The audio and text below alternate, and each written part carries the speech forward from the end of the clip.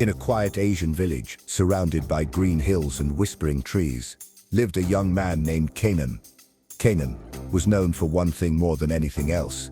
He talked too much, not in a foolish or disrespectful way, but in the way that made everyone around him believe something great was just around the corner. He had the gift of words, a silver tongue wrapped in the excitement of endless ambition.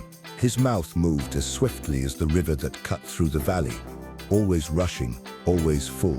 From sunrise to sunset, Kenan spoke about his dreams, big dreams, loud dreams, unfiltered dreams. He believed the world was his to shape, and every morning he carved a new sculpture in the air with his words. His ideas were bold, his visions grand, and he never hesitated to share them at the tea shop, the temple yard, or even while waiting in line for rice. He wanted to build a technology empire from his village. He said he would create jobs, attract foreign investors, and make his village world famous. Everyone admired him, the boys looked up to him. The girls whispered his name with curiosity. The elders smiled and said, "That boy, he's going places." Kenan loved the attention. He soaked in every compliment like sunshine on dry soil. But something strange happened over the years.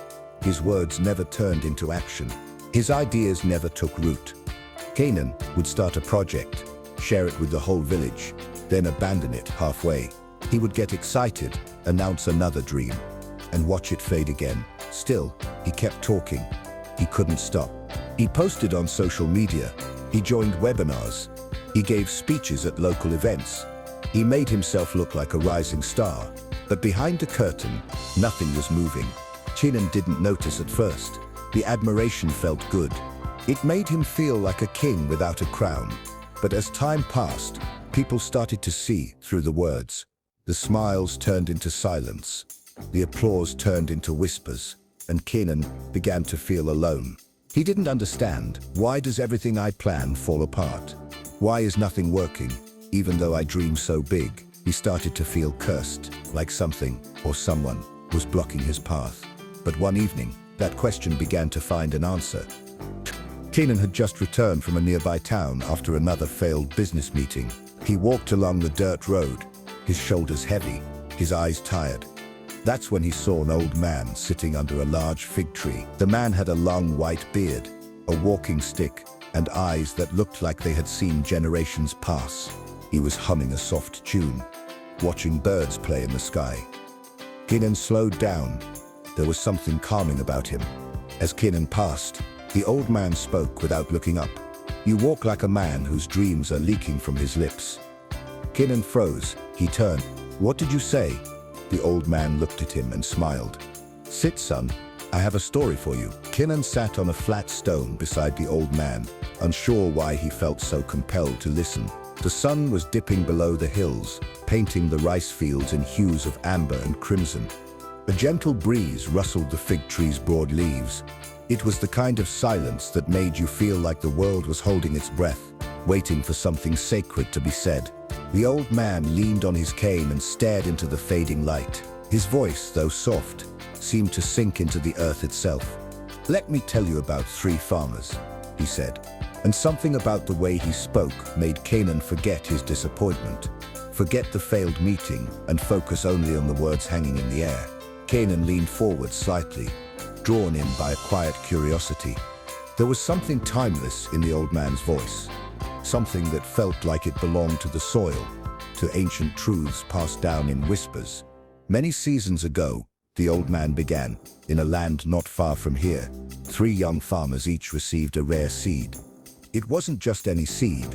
It was a seed of greatness, alive with possibility. If planted with care, it would grow into a tree so powerful it could feed generations. The fruit would never rot, its leaves could heal wounds, and its shade would bring comfort to the weary." Kenan's eyes widened. He could already picture the tree in his mind, tall, radiant, majestic. His chest stirred with wonder, as if some part of him already knew this story was meant for him. "The first farmer," the old man said with a glance at Kenan, "was like you." He couldn't keep quiet. The moment he received the seed, he rushed into the village square. He held it high above his head and shouted, "Look what I have. This seed will make me rich. It will grow taller than any tree. Soon, I will be the greatest farmer in the land." The old man chuckled softly, as though amused by the memory. The people cheered. They clapped their hands and praised his ambition. He basked in the noise like a rooster in the morning sun. He told them about the future harvest. He promised them wonders. But while he kept talking, he never planted the seed. He was too busy showing it off. He was afraid to make a mistake. He feared planting it in poor soil or watering it the wrong way. So he protected it, talked about it, worshipped it. But he never gave it to the earth. He chose praise over progress, and over time, the seed dried out in his pocket. It died without ever touching the ground. The old man stopped. A bird chirped from a nearby branch, as if marking the silence. Kenan lowered his gaze to his palms. The story felt too familiar. His heart began to beat faster. The shame he hadn't admitted to himself now sat heavily in his chest. The second farmer, the old man continued, was more cautious. He didn't shout in the square. He didn't make promises. Instead, he whispered to a few close friends. He showed them the seed and shared his plans quietly. He thought he was being wise. But not all friends are true friends. The old man's eyes narrowed. Some were jealous. Some were curious. Others smiled to his face, but sharpened knives behind his back.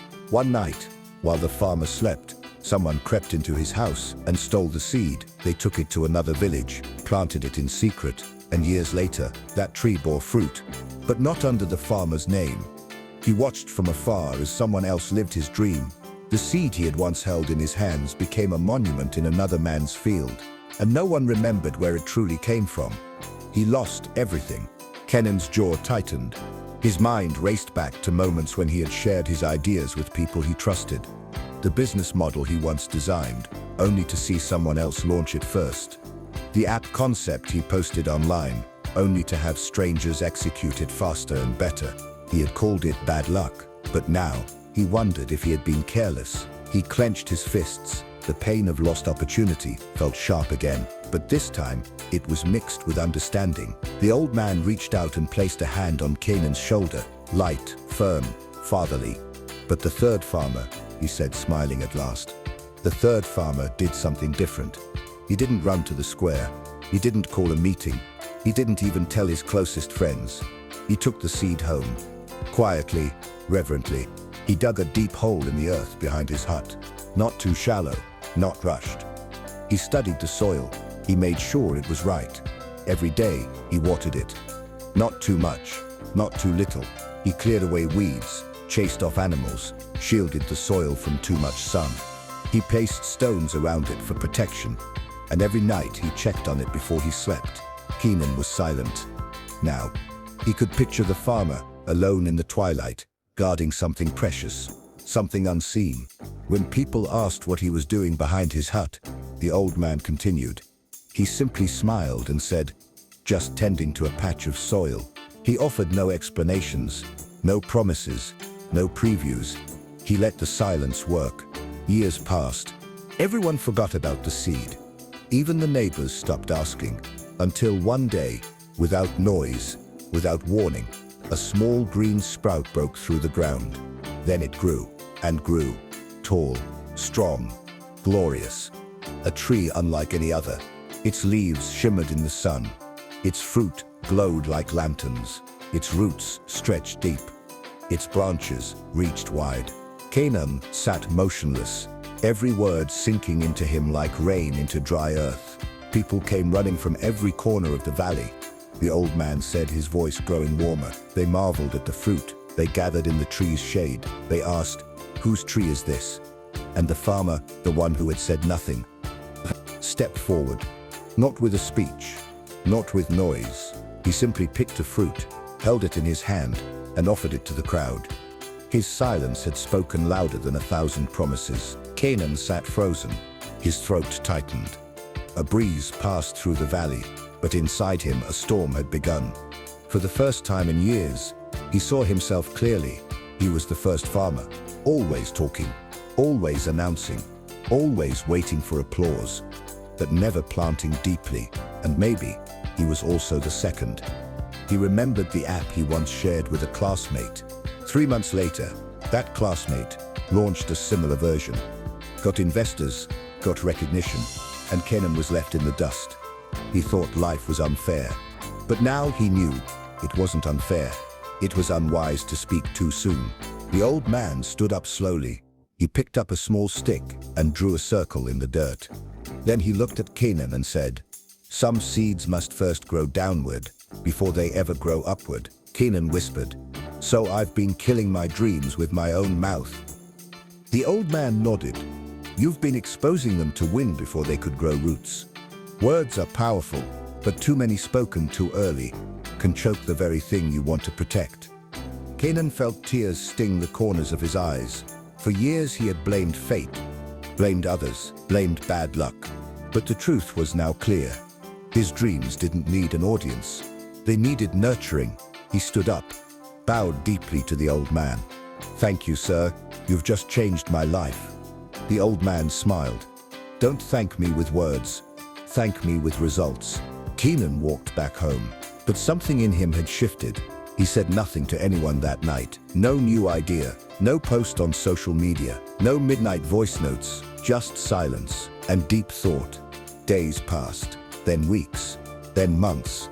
The villagers noticed something strange. Kenan had gone quiet. He no longer spoke in the tea shop. He no longer shouted about his goals. He stopped posting online. He even left a group chat titled "Future Billionaires of Asia." Some thought he had given up. Some thought life had finally humbled him. But Kenan wasn't broken. He was building. Every morning he woke before sunrise. He worked behind closed doors. He studied late into the night. He made mistakes. But this time he didn't broadcast them. He just kept going. He started a project from scratch. This time, no one knew. No one clapped. No one judged. It was his seed. And he protected it. For 2 years, Kenan vanished from the spotlight. Then one morning, a quiet email went out. A small software startup had launched from the village. No big announcement, no flashy campaign, just one sentence on the website. Built in silence, ready to serve, within 6 months. The app had over 100,000 users. By the second year, a major investor from Singapore called it a genius model. Journalists came looking. They asked, "Who is behind this?" When they arrived in the village, they were shocked. It was Kenan, the boy they once called the talker, now called the builder. And when they asked for his secret, Kenan simply smiled and said, "Dreams grow best when you let silence water them." The village changed after that, not because of the app, not because of the money, but because of the silence. That turned into success. Young boys who once mimicked Kenan's loud speeches now studied in silence. Old men who once doubted his talk now nodded with quiet respect. Even those who envied him could not deny the fruit. Kenan didn't brag. He didn't remind them of their doubts. He just kept building, quietly, consistently, gratefully. And one evening, years after that first meeting, he returned to the fig tree. The old man was gone, but Kenan carved into the bark a message. "Thank you for the silence. It taught me how to rise." And now, you're listening to this story. Maybe you're like the old Kenan, full of dreams, full of fire, full of noise, but wondering why nothing is working. Let me tell you something. Not every dream is ready for sunlight. Not every idea is ready for applause. And not every seed is meant to be shown. Sometimes the most powerful move is to go quiet. Don't tell everyone what you're building. Don't seek praise for a foundation they can't see. Let your silence speak. Let your results roar. Because when success arrives, you won't need to introduce yourself. Your work will speak louder than any words you ever said. So protect your dream. Feed it. Water it. Fight for it in private. And remember, a tree makes no sound while growing, but the whole forest hears it when it falls. Move in silence. Let your fruit announce you. Speak less, build more, finish before you flaunt. Your silence today is the echo of your greatness tomorrow. You don't need validation. You need focus. You don't need noise. You need roots. So be like the third farmer. Be like the new Kenan. And one day, when they ask, "Where did you come from?" you'll smile and whisper, "I was growing."